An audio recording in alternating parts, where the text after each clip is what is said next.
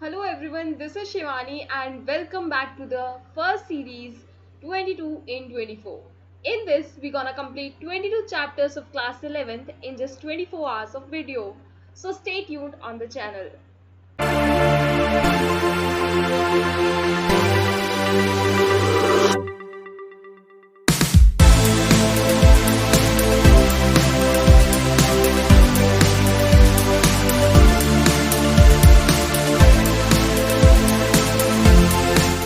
So our today's topic is chemical coordination and integration. Yes, the last chapter of human physiology and class 11th textbook. Starting with what is neural coordination versus what is endocrine coordination. When we talk about neural coordination, हमारा मतलब होता है कि हम एक and से लेकर एक प्रॉपर वायर की फॉर्म में, जैसे न्यूरॉन होता है, न्यूरॉन को मान लो तुम वायर है, तो उस वायर को एक एंड से पूरा दूसरे एंड तक पहुंचा रहे हैं. वही तुम्हारा एंडोक्राइन सिस्टम जो होता है वो ब्लड के थ्रू ये काम करता है. एंडोक्राइन ग्लैंड्स जो होते हैं वो अपने सिक्रीशंस डालते हैं ब्लड में और खुद एक डायरेक्ट कनेक्शन ना बनाने की बजाय एक मैसेंजर भेजते हैं. जैसे कि मेरे से आप तक अगर कोई मैसेंजर है तो दैट इज माय वीडियो. तो एक मैसेंजर भेज रहे हैं, खुद डायरेक्टली ना जाके एक मैसेंजर को भेज रहे हैं और बोल रहे हैं कि जाओ उस टारगेट टिश्यू पे जाओ और अपना काम करवाओ. तो this is your endocrine system. जो तुम्हारा न्यूरल सिस्टम होता है वहां पर जो कोऑर्डिनेशन होता है वो बहुत फास्ट होता है as compare to your endocrine system. पर जो न्यूरल कोऑर्डिनेशन होता है वो शॉर्ट लिव्ड होता है और एंडोक्राइन डिपेंड करता है कि वो क्या मेटाबॉलिक चेंजेस ला रहा है. ठीक है. सो there is a statement which you should know: neural and endocrine system jointly coordinate and regulate the physiological activities of the body. ये नहीं कि एक अगर superior है दूसरा inferior हो जाएगा. No, they both coordinate and integrate to perform our normal physiological activities. Starting with के एंडोक्राइन ग्लैंड्स क्या होते हैं, तो ये डक्टलेस ग्लैंड्स होते हैं जो कि सिक्रीशंस करते हैं ब्लड के अंदर और वो सिक्रीशंस होते हैं hormones. And in context of hormones you need to remember this definition कि ये नॉन न्यूट्रिएंट केमिकल्स होते हैं. First word is non nutrient chemicals जो कि इंटरसेल्यूलर मैसेंजर होते हैं, in between the cells messenger की तरह काम करते हैं और ट्रेस अमाउंट में बनाए जाते हैं. तो ये तीन चीजें यू शुड रिमेंबर. ठीक है. पहली चीज नॉन न्यूट्रिएंट केमिकल होते हैं, दूसरी चीज इंटरसेलुलर मैसेंजर होते हैं और तीसरी चीज ये ट्रेस अमाउंट में बनाए जाते हैं, यानी कि इनकी क्वांटिटी जो होती है वो बहुत कम होती है. Now coming to the endocrine system in invertebrates. अगर मैं इनवर्टिब्रेट्स में बात करूंगी तो उनका जो एंडोक्राइन सिस्टम होता है वो बहुत ही सिंपल होता है एज कंपेयर टू आर्स. हमारा जो होता है उसमें बहुत ह्यूज नंबर ऑफ केमिकल्स देखी जाती हैं, यानी कि हार्मोन्स देखे जाते हैं. तो let's go with our endocrine system, that is human endocrine system. इसमें अगर तुम डायग्राम पे फोकस करोगे तो the glands which we include in our endocrine system are hypothalamus, pineal gland, pituitary gland, thyroid and parathyroid gland, thymus gland, pancreas which is a compound gland, exocrine as well as endocrine. Then is your adrenal gland, then testis in male and ovary in females. So these are the part of our human endocrine system. उसके अलावा GIT, liver, kidney और heart ये भी कुछ कुछ hormones produce करते हैं. For example तुम्हारा हार्ट एट्रियल नाट्रियूरेटिक फैक्टर रिलीज करता है. तुमको अच्छे से पता होना चाहिए, अभी अभी एक्सक्रीशन पढ़ के आ रहे हो. एट्रियल नाट्रियूरेटिक फैक्टर क्या करवाता है, सोडियम का लॉस करवा देता है ताकि ब्लड वॉल्यूम जो है वो कम हो जाए. ठीक है. वहीं अगर मैं किडनी की बात करूं तो ये रिलीज करता है, क्या रिलीज करता है, ये एरिथ्रोपोइडिन रिलीज करता है. एरिथ्रोपोइडिन क्या होता है, आरबीसी का प्रोडक्शन बढ़वाता है. ये आरबीसी का प्रोडक्शन बढ़वा देता है. ठीक है. तो ऐसे ही जीआईटी और लिवर भी हॉर्मोन्स रिलीज करते हैं जो कि तुम्हारे पार्ट बनाते हैं उनको भी ह्यूमन एंडोक्राइन सिस्टम का. ठीक है. उसके बाद आगे चलते हैं with first gland that is your hypothalamus. Hypothalamus की लोकेशन अभी अभी हमने न्यूरल कोऑर्डिनेशन में पढ़ी थी. It lies below the thalamus, that is why the name is hypothalamus. ठीक है. इसमें होते हैं तुम्हारे हाइपोथैलेमिक न्यूरॉन्स जिनको बोलते हैं न्यूरोसिक्रीटरी न्यूरॉन्स. ये न्यूरोसिक्रीटरी न्यूरॉन्स जो होते हैं, अगर मैं इंटीरियर पिट्यूटरी की बात करूं तो अपने सिक्रीशंस को सेंड करते हैं किसके थ्रू, पोर्टल सर्कुलेटरी सिस्टम के थ्रू. और इस पोर्टल सर्कुलेटरी सिस्टम के थ्रू एंटीरियर पिट्यूटरी को बताते हैं कि तुम्हें कोई हार्मोन रिलीज करना है या तुम्हें कोई हार्मोन इनहिबिट करना है, ठीक है। वहीं अगर मैं पोस्टीरियर पिट्यूटरी से रिलेटेड हार्मोन्स की, न्यूरोसेक्रेटरी सेल्स की या न्यूरॉन्स की बात करूंगी, तो ये डायरेक्ट रेगुलेशन करते हैं पोस्टीरियर पिट्यूटरी का, यानी कि जो हार्मोन्स होते हैं वो हाइपोथैलेमस के ही होते हैं, बस वो स्टोर होते हैं तुम्हारी पोस्टीरियर पिट्यूटरी में। और वो हार्मोन्स कौन से होते हैं? वो होते हैं तुम्हारे ऑक्सीटोसिन, और दूसरा होता है तुम्हारा एडीएच, या फिर इसको हम वेसोप्रेसिन के नाम से भी जानते हैं, ठीक है। हार्मोन्स जो होते हैं वो इनहिबिटरी हो सकते हैं, जैसे कि तुम्हारा सोमैटोस्टेटिन जो कि ग्रोथ हार्मोन को इनहिबिट करता है, वहीं रिलीजिंग भी हो सकते हैं, यानी कि तुम्हारा ग्रोथ हार्मोन रिलीजिंग हार्मोन या गोनाडोट्रोपिन रिलीजिंग हार्मोन। यहाँ पर देखो हमने जीएनआरएच का एग्जांपल है, गोनाडोट्रोपिन रिलीजिंग हार्मोन, यानी कि हाइपोथैलेमस जो है रिलीजिंग हार्मोन भी रिलीज करवा सकता है और इनहिबिटरी हार्मोन्स को भी रिलीज करवा सकता है। तो हम ये दो टाइप के जो हार्मोन्स हैं वो पढ़ते हैं, जो क्या हाइपोथैलेमस हमारा रिलीज करवाता है, ठीक है जी। अब चलें पिट्यूटरी ग्लैंड पे। पिट्यूटरी ग्लैंड जो होता है वो तुम्हारी एक बोनी कैविटी में लाई करता है, हाइपोथैलेमस से कनेक्टेड होता है वाया स्टॉक, और ये जो पिट्यूटरी ग्लैंड होता है ये जिस कैविटी में लाई करता है उसको हम बोलते हैं sella turcica. Sella turcica is the name of that bony cavity. Pituitary gland को एनाटॉमिकली हम दो पार्ट में डिवाइड करते हैं, न्यूरो हाइपोफाइसिस और अडीनो हाइपोफाइसिस। न्यूरो यानी कि डायरेक्ट न्यूरल कनेक्शन है, डायरेक्ट न्यूरल कनेक्शन किस में है? पोस्टीरियर पिट्यूटरी में है, या फिर इसको पार्स नर्वोसा के नाम से भी जाना जाता है। नर्व से याद रखना न्यूरल नाम आएगा, यानी कि पोस्टीरियर बात हो रही क्योंकि डायरेक्ट कनेक्शन हो रहा है, डायरेक्ट न्यूरोसेक्रेटरी जो न्यूरॉन्स है हाइपोथैलेमस के वो पिट्यूटरी में आ रहे हैं, ठीक है।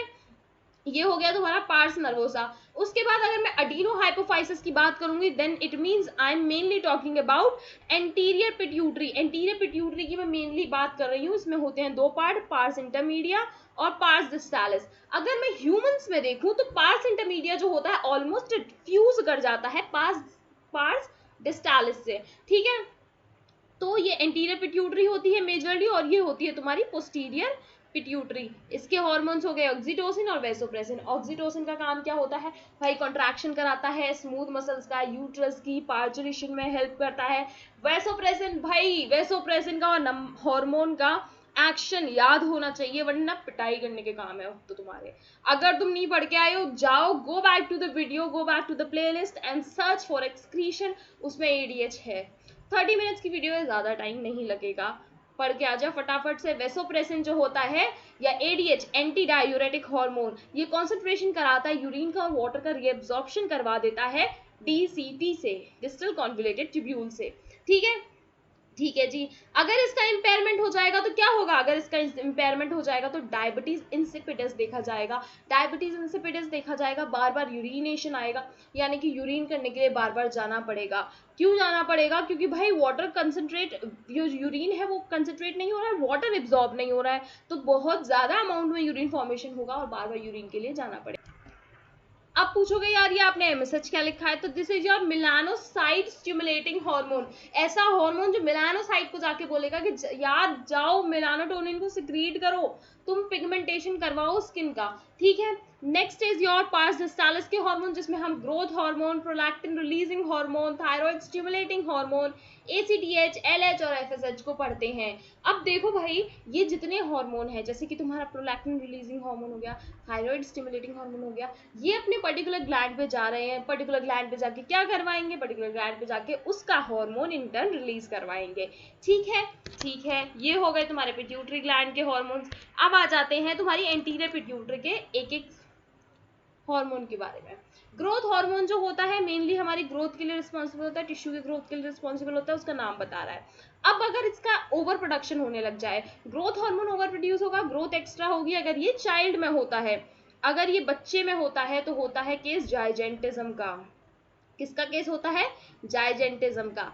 अगर मैं एडल्ट में देखूं तो ये होता है केस एक्रोमेगाली का, एडल्ट में एक्रोमेगाली का। अब तुम बोलोगे यार क्या डिफरेंस है, तो देखो यार होता क्या है, जो बच्चे होते हैं ना, जो चाइल्ड होता है उसमें बोन्स जो होती है ना अपनी एपीफाइसिस से फ्यूज नहीं होती हैं। जैसे कि अगर बोन की ग्रोथ हो रही है ना, ये मान लो तुम्हारी एक बोन है कोई भी, ठीक है, तो यहाँ पर इसकी एपीफाइसिस होती है तो ये ऐसे ग्रो करती है, ठीक है, ऐसे ग्रो करती है। तो जब ये फ्यूज नहीं हुई होती है ना तो ये बोन ना इलोंगेट हो जाती है, लेकिन अगर ये फ्यूज हो गई तो ये बोन इलोंगेट तो नहीं हो पाएगी। अब ये विथ में बढ़ेगी तो उस केस को हम एक्रोमेगाली बोलते हैं। बच्चों में ये बोन इलोंगेट हो जाती है, इंसान हाइट में भी ज्यादा हो जाता है, तो केस देखा जाता है जाइजेंटिज्म का। लेकिन एक्रोमेगाली कब दिख जाती है? जब विथ बढ़ जाती है बोन्स की, ठीक है। और दूसरा केस होता है under secretion of growth hormone का।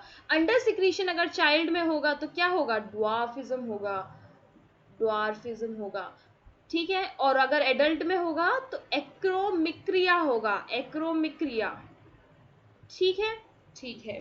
अब उसके बाद मैं प्रोलैक्टिन की बात कर लूं तो प्रोलैक्टिन क्या करता है? बताओ क्या करता है, कुछ तो बताओ। मेमोरी ग्लैंड्स का क्या करवाता है? ग्रोथ करवाता है। और क्या करवाता है? मिल्क फॉर्मेशन कराता है आफ्टर पार्चुरेशन, ठीक है, ठीक है। उसके बाद थायराइड स्टिमुलेटिंग हार्मोन, नाम बता रहा है क्या करवाएगा? थायराइड से क्या करवाएगा? थायरोक्सिन यानी कि T3 T4 का रिलीज करवाएगा, ठीक है। Synthesis and secretion of the thyroid hormones. Then is your ACTH, ये क्या करवाएगा? ग्लूकोकॉर्टिकॉइड्स का रिलीज करवाएगा। कहाँ से रिलीज करवाएगा? तो तुम्हारे एड्रीनल ग्लैंड से रिलीज करवाएगा, एड्रीनल ग्लैंड से रिलीज करवाएगा, ठीक है जी। अब यार ये बताओ हम इसको याद कैसे रखेंगे? आप इतना बताती जा रही हो, बताती जा रही हो। पहली बात, इन सब का कलेक्टिवली क्वेश्चन नहीं आएगा, और अगर ऑप्शन में आ जाता है तो मैं याद करने का तरीका बता रही हूँ। देखो, सबसे पहले तुम्हारा ऊपर से नीचे चलो बॉडी में, तुम्हारे मेमोरी ग्लैंड, तुम्हें थायराइड मिलेगा, थायराइड स्टिमुलेटिंग हार्मोन, उसके नाम से याद रखो। फिर उसके बाद तुम्हें मेमोरी ग्लैंड मिलेंगे, उससे याद रख सकते हो प्रोलैक्टिन। उसके नीचे चलोगे तुम्हें एड्रीनल कॉर्टेक्स मिलेगी, उससे याद रख सकते हो ACTH। उसके बाद तुम्हें गोनैड्स मिलेंगे, ओवरी और टेस्टिस, उससे याद रख सकते हो LH और FSH। इतना सिंपल है, ठीक है। उसके बाद LH और FSH की बात करूं अगर मेल में, तो जो LH होता है वो टेस्टोस्टेरोन का सिंथेसिस और सिक्रीशन कराता है, जो कि मेन एंड्रोजन होता है, ठीक है। वहीं FSH जो होता है रेगुलेट करता है स्पर्मेटोजेनेसिस को, और स्पर्मेटोजेनेसिस को रेगुलेट करने के लिए टेस्टोस्टेरोन भी एक इंपॉर्टेंट रोल प्ले करता है, ठीक है, ठीक है जी। अब उसके बाद फीमेल की बात कर लूं तो मैं क्या कहूं, अगर LH फीमेल में है यानी कि ल्यूटिनाइजिंग हार्मोन है, तो ये क्या करेगा? फुल्ली मेच्योर फॉलिकल जो है उसकी ग्रोथ को, उसके ओव्यूलेशन को, नॉट ग्रोथ, उसके ओव्यूलेशन को इंड्यूस कराएगा। वहीं FSH की अगर मैं बात करूं तो FSH जो है उसकी ग्रोथ करवाएगा। ये चीज हम डिटेल में पढ़ेंगे रिप्रोडक्शन चैप्टर में इन द क्लास 12 के LH कैसे ओव्यूलेशन करवा रहा है और FSH कैसे ग्रोथ में हेल्प कर रहा है, ठीक है। तो ये मेन चीज अभी याद रख लो, समझ लेंगे इसको आगे जाके। 12th की भी एक नई सीरीज आने वाली है, तो चैनल पे बने रहो। I will end up with whole 11th and then diagrams and then we'll start with class 12th, ठीक है, ठीक है जी। हो गया तुम्हारा बीच बीच में, हमें पढ़ा दो, ठीक है। MSH क्या करता है? पिगमेंटेशन ऑफ स्किन को रेगुलेट करता है। अगर मेलानोसाइट स्टिमुलेटिंग हार्मोन नहीं होगा तो मेलानोसाइट्स मेलानोटोनिन सिक्रीट नहीं करेंगे। अगर नहीं सिक्रीट करेंगे तो पिगमेंटेशन नहीं होगा, पिगमेंटेशन नहीं होगा तो अच्छी बात है ना, हम गोरे हो जाएंगे। बट नहीं, तुम्हें यूवी रेस से कौन बचाएगा? दैट्स द पॉइंट, ठीक है। तो इतना गोरे होना भी फायदेमंद नहीं है, ठीक है, ठीक है। चलो थायराइड ग्लैंड पे आ जाओ। थायराइड ग्लैंड इंपॉर्टेंट है। थायराइड ग्लैंड जो होता है उसमें होते हैं दो लोब, एक ये है, एक ये है। और ये जो जुड़ा होता है, ये जुड़ा होता है तुम्हारे इस्थमस की मदद से, इस्थमस की मदद से ये जुड़ा हुआ होता है। और इसके अंदर ना दो टाइप का टिश्यू होता है, एक तुम्हारा फॉलिकल होता है, दूसरा तुम्हारा स्ट्रोमल टिश्यू होता है, ठीक है। फॉलिकुलर सेल्स जो होते हैं ना वो सिक्रीट करते हैं थायरोक्सिन, जिसको टेट्राआइडोथायरोनिन भी बोलते हैं, ठीक है। ये T3 का नाम होता है ट्राई आयोडोथायरोनिन, ये तुम्हारा T3 होता है। ट्राई अगर होगा तो T3 होगा, जैसे यहाँ पर टेट्रा लिखा है तो दैट इज T4, ठीक है। तो फॉलिकुलर सेल्स रिलीज करते हैं T3 और T4 को, और T3 और T4 क्या कराते हैं? T3 T4 क्या कराएंगे? मेटाबॉलिज्म में हेल्प करेंगे, ठीक है। क्लिनिकल्स की अगर मैं बात कर लूँ तो क्लिनिकल्स में देखो, हाइपोथायराइड अगर तुम एडल्ट में देखते हो, अगर एडल्ट फीमेल में देख रहे हो तो उसकी मेंस्ट्रुअल साइकिल हो जाएगी इरेगुलर। अगर प्रेगनेंसी के केस में देख रहे हो तो उसका जो बेबी होगा उसके डेवलपमेंट में, उसके मैच्योरेशन में प्रॉब्लम आएगी, और क्रिएटिनिज्म देखा जाएगा। क्रिएटिनिज्म में क्या देखोगे? उस बेबी की स्टंटेड ग्रोथ होगी, डेफ म्यूटिज्म देखा जाएगा, मेंटल रिटार्डेशन होगी, एबनॉर्मल स्किन देखी जाएगी, और लो इंटेलिजेंट कोशेंट होगा। ऑब्वियस सी बात है, डेवलपमेंट में जब प्रॉब्लम आएगी तो ब्रेन से लेकर ग्रोथ तक हर चीज में प्रॉब्लम आने वाली है, ठीक है। Next is your hyperthyroidism. Hyperthyroidism जो होता है वो कैंसर के केसेस में देखा जाता है। कैंसर के केसेस में या फिर नोड्यूल फॉर्मेशन हो जाए तुम्हारे थायराइड की ग्लैंड में, तो उसकी वजह से जो सिंथेसिस और सिक्रीशन होता है ग्लैंड में, यानी कि T3 T4 का जो सिक्रेशन होता है या सिंथेसिस होती है वो बहुत ज़्यादा बढ़ जाती है, जिसकी वजह से हमें क्या दिखता है, abnormally high hormones in the body. ठीक है। Next case of hyperthyroidism is exophthalmic goitre. देखो हाइपोथायरॉइड एडल्ट में होगा ना तब भी गॉइटर होता है, और जब तुम एक्सॉफ्थैलेमिक गॉइटर को देखोगे तो ये हाइपरथायरॉयडिज्म का केस है तब भी गॉइटर है। यानी कि गॉइटर जो है हाइपोथायरॉइड के केस में भी हो सकता है, हाइपरथायरॉइड के केस में भी हो सकता है। अब वापस आ जाओ एक्सॉफ्थैलेमिक गॉइटर पे, तो इसको ग्रेव्स डिजीज भी बोलते हैं। और हाइपरथायरॉयडिज्म में क्या होता है, इसमें हो जाता है एनलार्जमेंट ऑफ थायरॉइड ग्लैंड। इसमें एनलार्जमेंट क्यों हो जा रहा है, ये जो ग्लैंड है ना वो तुम्हारा उस पर बार बार अगर तुम कहोगे कि यार नहीं करो सिक्रीशन करो सिक्रीशन करो सिक्रीशन, तो वो मुंह फुला के बैठ जाता है और फूल जाता है। मेरा लॉजिक है ये, खैर बेकार था I know.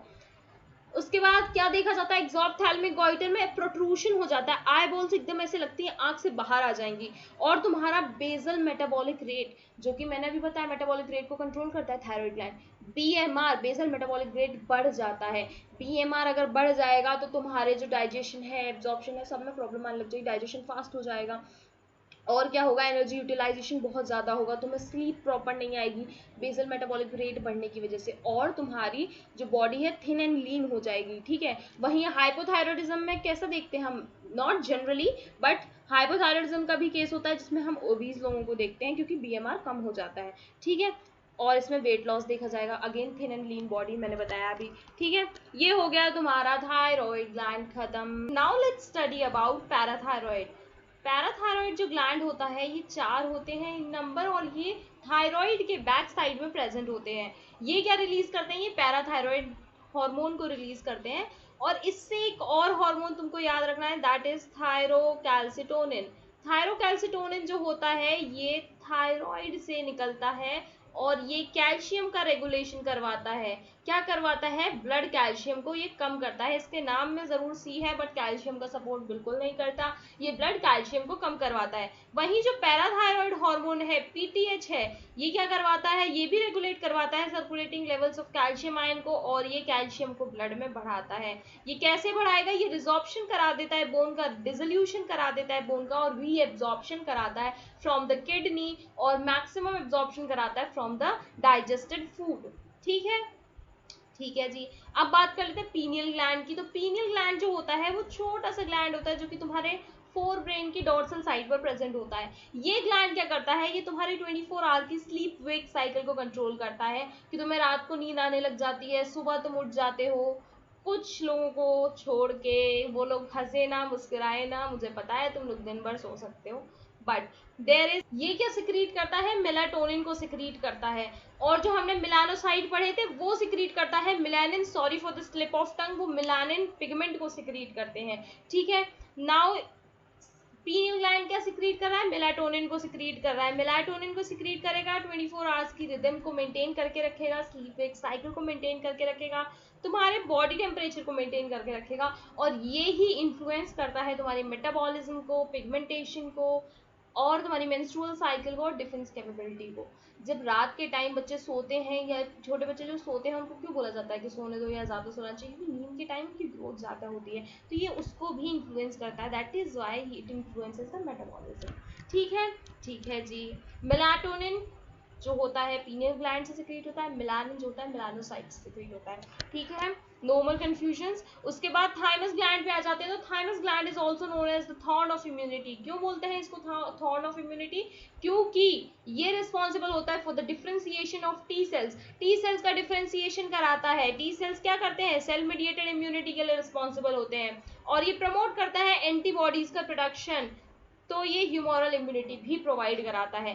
But with increasing as, जैसे जैसे हमारी उम्र बढ़ती जाती है, जैसे जैसे बुढ़ापा आता जाता है, वैसे वैसे ये ग्लैंड जो है श्रिंक करता चला जाता है। अप टू प्यूबर्टी इसका साइज बढ़ता है, लेकिन प्यूबर्टी के बाद इसका साइज घटना शुरू हो जाता है। और इस साइज के घटने की वजह से हम देखते हैं कि बड़े बूढ़े लोगों में जो होती है इम्यूनिटी वीक हो जाती है, और इन्फेक्शन जल्दी होने लग जाते हैं। ठीक है। और इसके हार्मोन का नाम है थाइमस से रिलेटेड थाइमोसिन। थाइमोसिन किसके लिए रिस्पॉन्सिबल होता है? Differentiation of your T cells and to provide you humoral immunity by promoting the production of antibodies. ठीक है, दिस इज ऑल। अब बात कर लेते हैं एड्रीनल ग्लैंड की। एड्रीनल ग्लैंड जो होता है वो तुम्हारी किडनी के ऊपर सिचुएटेड होता है और ये मेनली दो पार्ट में डिवाइडेड होता है। एक होता है मेड्यूला और उसके बाहर होता है इसका कॉर्टेक्स का पार्ट। मेड्यूला जो होता है उसको माना जाता है सिंपैथेटिक सिस्टम का एक मॉडिफिकेशन। क्यों? क्योंकि ये एड्रीनलिन और नॉर एड्रीनलिन को सिक्रीट करता है, जो कि सिंपैथेटिक एक्टिवेटर्स होते हैं, या हम कह सकते हैं ये हार्मोन जो है सिंपैथेटिक सिस्टम को एक्टिवेट कर देते हैं। इनके फंक्शंस देखेंगे तो हमें और क्लियरली समझ आएगा ऐसा क्यों बोला जाता है। इन हार्मोन्स को कैटेकोलामाइंस भी बोला जाता है, या इमरजेंसी हार्मोन, या फाइट और फ्लाइट हार्मोन बोला जाता है। ये सब इनके नाम है। उसके बाद अगर मैं इनके एक्शंस की बात करूं तो ये इंक्रीज करते हैं तुम्हारी अलर्टनेस को, तुम्हारी प्यूपिल का डायलेशन हो जाता है, पाइलो इरेक्शन हो जाता है, रोंगटे खड़े हो जाते हैं, यानी कि ये इमरजेंसी सिस्टम में, इमरजेंसी कंडीशन में ये सिस्टम एक्टिवेट होता है और पाइलो इरेक्शन कराता है, प्यूपिलरी डायलेशन कराता है, अलर्टनेस बढ़ा देता है, और क्या कराता है तो स्वेट आने लग जाता है, स्वेटिंग होती है, and then it increases your heart rate and heart beat. होगा क्या, देखो एक सिचुएशन समझो, तुम किसी इमरजेंसी सिचुएशन में हो तो ऑब्वियसली तुम्हें डर लगेगा, तुम्हारे रोंगटे खड़े हो जाएंगे, तुम्हें भागना है तो तुम्हारी प्यूपिल डायलेट होगी, ज्यादा से ज्यादा लाइट आएगी उसके अंदर और वो देख सकेगी कहाँ पर भाग सकते हैं। ठीक है, उसके बाद अलर्टनेस जरा सी भी चूं होगी तो तुम्हें सुनाई देगी कि क्या हुआ। ठीक है, उसके बाद स्वेटिंग होने लग जाती है, एकदम से पसीना हो जाता है घबराहट की वजह से। उसके बाद तुम्हारी heart beat, rate of respiration बढ़ जाता है। अगर भागना पड़े तो हमें हार्ट बीट भी तेज चाहिए, रेस्पिरेशन रेट भी तेज चाहिए, और ग्लूकोज कंसेंट्रेशन बढ़ जाता है ब्लड के अंदर। क्यों बढ़ जाता है? एनर्जी की रिक्वायरमेंट होती है। ठीक है, और साथ ही क्या कराता है, ब्रेक डाउन कराता है ग्लाइकोजन का, लिपिड्स का और प्रोटीन्स का। तो ये था तुम्हारा एड्रीनल मेड्यूला। अब उसके बाद अगर मैं कॉर्टेक्स की बात करूं तो कॉर्टेक्स जो है वो फर्दर 3 जोन में डिवाइड किया गया है। 3 zone, zona fasciculata, zona reticularis, zona glomerulosa. इसको याद कैसे करेंगे? इसको ट्रिक से याद कर सकते हैं, जीएफआर। जीएफआर क्या था? Glomerulus filtration rate 125 ml per liter, 180 liters per day, 125 ml per minute, sorry, it was rate 125 ml per minute and 180 liters per day। ठीक है, जीएफआर की बात बाद में करेंगे। G for glomerulosa, F for fasciculata, reticularis. Reticularis जो होती है इनर मोस्ट होती है, ग्लोमेरुलोसा जो होती है आउटर मोस्ट होती है। ग्लोमेरुलोसा जी वाला हार्मोन सिक्रीट नहीं करेगी, ये सिक्रीट करती है एल्डोस्टेरॉन को। फेसिकुलेटा जो है जी वाला करेगी, जीएफ से याद रख सकते हो। रेटिकुलरिस इनर मोस्ट होती है, ये स्टेरॉइड्स को सिक्रीट करती है। ठीक है, ठीक है जी। ग्लोमेरुलोसा का पढ़े पहले कि ग्लूकोकॉर्टिकॉइड्स पढ़ ले? ग्लूकोकॉर्टिकॉइड्स पढ़ लेते हैं। ग्लूकोकॉर्टिकॉइड्स जो होते हैं ये ग्लूकोज का कंसंट्रेशन ब्लड के अंदर बढ़ाने का काम करते हैं, और जो मेन ग्लूकोकॉर्टिकॉइड होता है वो होता है तुम्हारा कॉर्टिसोल। तो ग्लूकोनियोजेनेसिस होगी, लिपोलाइसिस होगी, प्रोटियोलाइसिस होगी। अल्टीमेटली हो क्या रहा है कि ग्लूकोज को ब्लड के अंदर बढ़ाया जा रहा है, और ऐसे हार्मोन जो ग्लूकोज को ब्लड के अंदर बढ़ाते हैं उनको बोलते हैं ग्लूकोजेनिक हार्मोन्स। ठीक है, ये इनहिबिट करते हैं सेल्यूलर अपटेक और यूटिलाइजेशन अमीनो एसिड्स का। अगर अमीनो एसिड चली जाएंगे, अमीनो एसिड का यूटिलाइजेशन क्यों बंद कर रहे हैं? क्योंकि वो भी एनर्जी प्रोडक्शन में हेल्पफुल होती है। ये मेंटेन करते हैं तुम्हारे कार्डियोवेस्कुलर और किडनी फंक्शन को, और anti inflammatory reactions, suppress the immune system, और आरबीसी प्रोडक्शन में हेल्प कराते हैं। आरबीसी प्रोडक्शन में हेल्प तुम्हारा थायराइड ग्लैंड के हार्मोन्स भी कराते हैं। ठीक है, ठीक है जी। ये मेंटेन करते हैं इलेक्ट्रोलाइट को। एल्डोस्टेरॉन की बात हो रही है, मिनरलोकॉर्टिकॉइड कहा जाता है एल्डोस्टेरॉन को। ये मेंटेन करता है इलेक्ट्रोलाइट बैलेंस को। कैसे मेंटेन करता है? एल्डोस्टेरॉन अगर याद हो तो सोडियम का रीअब्जॉर्प्शन करा लेता है रीनल ट्यूब्यूल से, डीसीटी से। ठीक है, एक्सक्रीशन नहीं पढ़ा है, वापस पढ़ लो, दोबारा कह रही हूँ।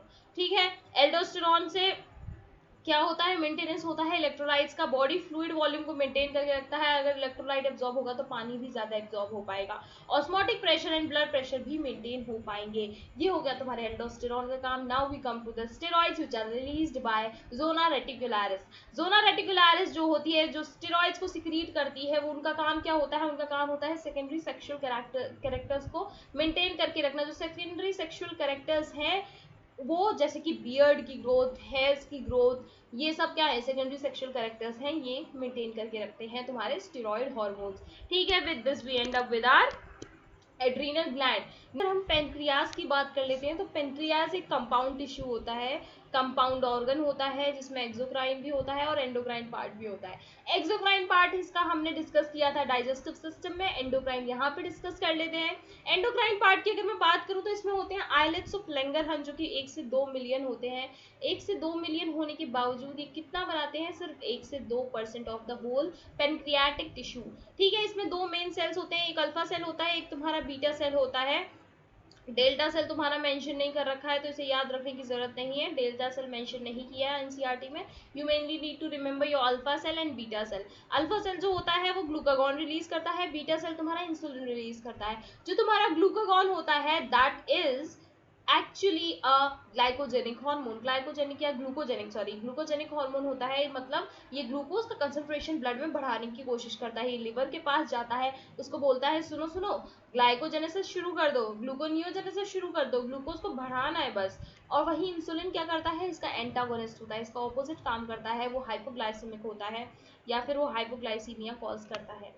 नॉट बेसिकली हाइपोग्लाइसीमिया, वो ग्लूकोज का कंसंट्रेशन कम करता है। और ये दोनों आपस में जब एंटागोनिस्ट प्रॉपर्ली वर्क करते हैं तब ग्लूकोज का कंसंट्रेशन ब्लड में मेंटेन रहता है। अगर इंसुलिन का कमी हो गया तो we will see a condition known as diabetes mellitus. और इसका सिम्टम क्या होगा, इसका सिम्टम हम अभी एक्सक्रीशन में पढ़ के आ रहे हैं। ग्लूकोज देखा जाएगा यूरिन में यानी कि ग्लाइकोसूरिया हो जाएगा, और कीटोन बॉडीज देखी जाएंगी यानी कि कीटोनूरिया हो जाएगा। ठीक है, इतना सा पढ़ना था हमें बस पैनक्रियाज के बारे में। उसके बाद आ जाओ तुम्हारे गोनाड्स पे। अगर टेस्टिस की बात करूं मेल में तो पेयर ऑफ टेस्टिस प्रेजेंट होता है जो कि स्क्रोटल सैक में होता है, और ये एंडोक्राइन सिस्टम की तरह भी काम करता है and it is the primary sexual organ. Okay, इसमें होते हैं सेमिनिफेरस ट्यूब्यूल्स और स्ट्रोमल या इंटरस्टिशियल टिश्यू। ये स्ट्रोमल या इंटरस्टिशियल टिश्यू जो होता है इसके अंदर लेडिक सेल्स पाए जाते हैं जो कि क्या करते हैं, एंड्रोजन का सिक्रीशन करते हैं। एंड्रोजन कौन सा होता है, मेन टेस्टोस्टेरोन होता है। ये क्या करता है, development, maturation and function of male accessory organs. और क्या करता है, स्टिमुलेट करता है सेकेंडरी सेक्सुअल कैरेक्टर्स को। और क्या करता है, स्पर्मेटोजेनेसिस में मेजर रोल प्ले करता है। ठीक है, उसके बाद अगर मैं ओवरी पे आ जाऊं तो ओवरी जो होती है कहाँ पर प्रेजेंट होती है, एब्डोमेन प्रेजेंट होती है। ये भी एक पेयर होता है और ये क्या रिलीज कर दिया, ईस्ट्रोजन और प्रोजेस्टेरॉन। जो ईस्ट्रोजन होता है वो सेकेंडरी सेक्सुअल कैरेक्टर्स को मेंटेन करता है या फिर ग्रोथ करवाता है। और क्या करता है, फीमेल का जो सेक्सुअल बिहेवियर होता है उसको भी रेगुलेट करता है। वहीं अगर मैं प्रोजेस्टेरॉन की बात करूं तो P for progesterone, P for pregnancy, pregnancy को मेंटेन करने का काम होता है किसका, प्रोजेस्टेरॉन का काम होता है। और ये क्या करता है, मेमोरी ग्लैंड पे एक्ट करता है और स्टिमुलेट करता है formation of alveoli and milk secretion. ठीक है, ठीक है, ये हो गए हमारे गोनाड्स। अब आ जाते हैं हम मैकेनिज्म ऑफ हार्मोन एक्शन पे। मैकेनिज्म में बात करेंगे कि रिसेप्टर क्या होता है। तो रिसेप्टर जो होता है जहां पर एक हार्मोन अगर बाइंड करेगा दैट इज योर रिसेप्टर। ये एक पेप्टाइड हो सकता है, मेनली पेप्टाइड देखा जाता है, और ये इंट्रा या एक्स्ट्रा सेलुलर हो सकता है, एक्स्ट्रा सेलुलर भी हो सकता है। एक्स्ट्रा मतलब कि सेल की मेम्ब्रेन पे बाउंड होगा, इंट्रा मतलब ये साइटोप्लाज्म में हो सकता है, साइटोप्लाज्म में हो सकता है, और कहाँ हो सकता है, और ये हो सकता है तुम्हारे न्यूक्लियस में। ठीक है, तो इस इतने टाइप के हमें रिसेप्टर्स देखने मिलते हैं। इन रिसेप्टर पे क्या होता है, ये होते हैं स्पेसिफिक, जिसका रिसेप्टर है वही आके बाइंड करेगा, कोई और आके बाइंड नहीं करेगा। और जैसे ही हार्मोन एक रिसेप्टर पे बाइंड करता है उसको बोलते हैं हार्मोन रिसेप्टर कॉम्प्लेक्स। ये हार्मोन रिसेप्टर कॉम्प्लेक्स जो होता है फर्दर एक्शन कराता है। जैसे अगर मैं मेम्ब्रेन बाउंड की बात करूं तो हार्मोन रिसेप्टर कॉम्प्लेक्स जो है अगर मेम्ब्रेन बाउंड अगर तुम्हारा रिसेप्टर है तो वो सेकेंडरी मैसेंजर को रिलीज करवाएगा और फर्दर एक्शन या फिजियोलॉजिकल एक्शन करवाएगा। वहीं अगर मैं न्यूक्लियाई में प्रेजेंट की बात करूं, अगर हार्मोन रिसेप्टर जो कॉम्प्लेक्स है वो तुम्हारा न्यूक्लियाई के अंदर बन रहा है तो वहां पर क्या होगा, उस न्यूक्लियाई के अंदर वो जाके डीएनए से बाइंड कर जाएगा और फर्दर तुम्हारे फिजियोलॉजिकल एक्शन को कराएगा। कैसे, एमआरएनए की सिंथेसिस करा के और फाइनली प्रोटीन्स बनवा के। तो ये काम होता है हार्मोन रिसेप्टर कॉम्प्लेक्स का अलग अलग जगह पे। ठीक है, अब मैं क्लासिफिकेशन कर लूं अगर हार्मोन्स का तो मेनली 4 क्लास में डिवाइड किया गया है, पेप्टाइड या पॉलीपेप्टाइड या प्रोटीन हार्मोन। ठीक है, दूसरा क्या होता है, दूसरे देखे जाते हैं तुम्हारे अमीनो एसिड डेराइव्ड। ठीक है, और तीसरे क्या देखे जाते हैं, तीसरे तुम्हारे देखे जाते हैं स्टेरॉइड्स, और चौथे देखे जाते हैं आयोडीन डेरिवेटिव्स। और ये जो तुम्हारे आयोडीन डेरिवेटिव्स होते हैं ये तुमको भी पता है क्या होते हैं, ये होते हैं तुम्हारे थायराइड हॉर्मोन्स, आइडोथायरोनिन्स भी बोलते हैं इनको। ठीक है, तो 4 हो गए हमारे, पेप्टाइड हो गया हमारा, स्टेरॉइड हो गया हमारा, और क्या हो गया, अमीनो एसिड डिराइव्ड हो गए, और आइडोथायरोनिन्स हो गए। इसके बाद मैकेनिज्म की बात कर लेते हैं। ये तो जनरल स्पेसिफिकेशन हो गया। मैकेनिज्म की अगर मैं बात करूं तो मैकेनिज्म में सबसे पहले हम मैकेनिज्म पढ़ेंगे उसका, जो जिसका रिसेप्टर मेम्ब्रेन में प्रेजेंट है वो कैसे एक्ट करता है। अब मान लो तुम्हारा हार्मोन जो है ये तुम्हारा प्राइमरी मैसेंजर है, कहाँ से आया है, ये किसी एंडोक्राइन ग्लैंड से आया है। ये किस पे काम कर रहा है, रिसेप्टर पे काम कर रहा है। रिसेप्टर पे काम करके क्या बनाएगा, हार्मोन रिसेप्टर कॉम्प्लेक्स बनाएगा। हार्मोन रिसेप्टर कॉम्प्लेक्स बनाने के बाद रिस्पॉन्स 1 क्या होगा, सेकेंडरी मैसेंजर का जनरेशन होगा। सेकेंडरी मैसेंजर यानी कि जो भी हार्मोन रिसेप्टर पे हार्मोन बाइंड करने के बाद जो भी रिएक्टेंट या फिर कह सकते हैं हम सेल के अंदर जो भी सिग्नल प्रोड्यूस होता है उसको सेकेंडरी मैसेंजर बोलते हैं। ये तुम्हारा साइक्लिक एएमपी हो सकता है या फिर कैल्शियम हो सकता है। ठीक है, ये क्या करवाता है, तुम्हारे बायोकेमिकल रिस्पॉन्स करवाता है, फिजियोलॉजिकल रिस्पॉन्सेस करवाता है, जिसकी वजह से ओवेरियन ग्रोथ देखी जाती है। ओवेरियन ग्रोथ क्यों लिया है हमने, क्योंकि यहाँ पर हम ओवेरियन सेल मेम्ब्रेन का एग्जाम्पल ले रहे हैं और हार्मोन हमारा एफएसएच है। ठीक है, ठीक है जी, सिंपल सा है। हार्मोन आएगा, मेम्ब्रेन पे बाउंड करेगा, सेकेंडरी मैसेंजर जनरेट करेगा और तुम्हारा बायोकेमिकल और फिजियोलॉजिकल रिस्पॉन्स दे देगा। ठीक है, ये थी तुम्हारी मेम्ब्रेन बाउंड की बात। अगर अब हार्मोन रिसेप्टर जो है न्यूक्लियस के अंदर है तो उसकी बात कर लेते हैं। मान लो ये एस्ट्रोजन है, स्टेरॉइड हार्मोन का जनरली अंदर होता है न्यूक्लियस के। ये आया, मेम्ब्रेन क्रॉस कर लेगा क्योंकि स्टेरॉइड है, इजीली क्रॉस कर लेगा। अब अंदर आके ये क्या किया, रिसेप्टर और हार्मोन रिसेप्टर कॉम्प्लेक्स बना लिया इसने। अब ये क्या करेगा, डीएनए से बाइंड करेगा। डीएनए से बाइंड करने के बाद क्या करेगा, एमआरएनए बनवाएगा। एमआरएनए क्या करेगा, प्रोटीन बनाएगा। प्रोटीन क्या करेंगी, फिजियोलॉजिकल रिस्पॉन्स शो करेंगी, tissue growth and differentiation. This is just simple. ठीक है, ठीक है जी, ये हो गया। इसके बाद देखो सिंपल सी चीज है, चैप्टर हो गया खत्म, ह्यूमन फिजियोलॉजी हो गई खत्म। इसके बाद हम स्टार्ट करेंगे प्लांट फिजियोलॉजी को। और कोई सजेशन हो तो कमेंट कर देना नीचे। और प्लांट फिजियोलॉजी स्टार्ट होगी इसी टाइम पर, तो stay tuned on the channel and subscribe और बेल आइकन को दबा लेना ताकि तुम्हें प्लांट फिजियोलॉजी की वीडियोस का नोटिफिकेशन मिल जाए। And do like, thumbs up if you like my lecture. Please like करके चले जाना यार और पढ़ लेना। ठीक है, बाय।